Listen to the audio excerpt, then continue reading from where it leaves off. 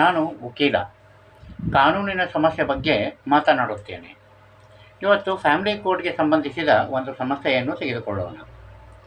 ಇವತ್ತಿನ ಹಿಂದೂ ಯುವಕರು ಮದುವೆಯಾದ ಮೇಲೆ ಅತಿಯಾಗಿ ಹೆದರುವುದು ಹೆಣ್ಣು ತೆಗೆದುಕೊಳ್ಳಬಹುದಾದ ಕಾನೂನಿನ ಕ್ರಮದ ಕುರಿತು.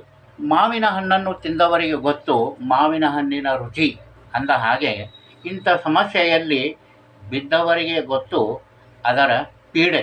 ಮನೋಸ್ಥೈರ್ಯ ಕಡಿಮೆಯಾಗುವಿಕೆ, ಕನಿಷ್ಠ 10 ವರ್ಷ ನ್ಯಾಯಾಲಯದಲ್ಲಿ ಅಲೆಯುವಿಕೆ, ಆ ನಂತರದ 10 ವರ್ಷ ಮರಳಿ ಸುಧಾರಿಸಿಕೊಳ್ಳುವುದಕ್ಕೆ, ಹೀಗೆ ಜೀವನದ ಅತ್ಯಮೂಲ್ಯ 20 ವರ್ಷಗಳು ವ್ಯರ್ಥವಾಗಿ ಹೋಗುತ್ತದೆ. ಹೀಗೆ ವ್ಯರ್ಥವಾದ ವರ್ಷಗಳಿಗಾಗಿ ಪರಿತಪಿಸಿ ಕೆಲವೊಬ್ಬರು ಆತ್ಮಹತ್ಯೆ ಮಾಡಿಕೊಳ್ಳುವುದೂ ಇದೆ. ಇಂಥವರೆಲ್ಲರೂ ಸುಪ್ರೀಂ ಕೋರ್ಟ್ನವರು ರಜನೀಶ್ ವರ್ಸಸ್ ಸ್ನೇಹಾ ಎಂಬ ಪ್ರಕರಣದಲ್ಲಿ ಏನು ಹೇಳಿದ್ದಾರೆ ಅನ್ನುವುದನ್ನು ತಿಳಿದುಕೊಂಡರೆ ನೀವು ಖಂಡಿತವಾಗಿಯೂ ಸಮಸ್ಯೆಗೆ ಹೆದರುವುದಿಲ್ಲ. ಅವರು ಹೇಳಿದ್ದೇನೆಂದರೆ, ಮೇಂಟೆನೆನ್ಸ್ಗಾಗಿ ಯಾವುದೇ ಸಮಸ್ಯೆ ನ್ಯಾಯಾಲಯಕ್ಕೆ ಬಂದಲ್ಲಿ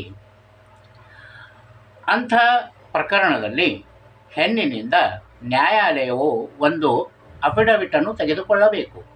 ಆ ಅಫಿಡವಿಟ್ನಲ್ಲಿ ಅವಳು ಎಷ್ಟು ಕಲಿತಿದ್ದಾಳೆ, ಅವಳ ಕೆಲಸ ಮಾಡುವ ಸಾಮರ್ಥ್ಯವೇನು, ಅವಳು ಈಗ ಕೆಲಸದಲ್ಲಿ ಇದ್ದಾಳೆಯೇ, ಅವಳು ಮದುವೆಗೆ ಮುಂಚೆ ಕೆಲಸ ಮಾಡಿದ್ದಳೆ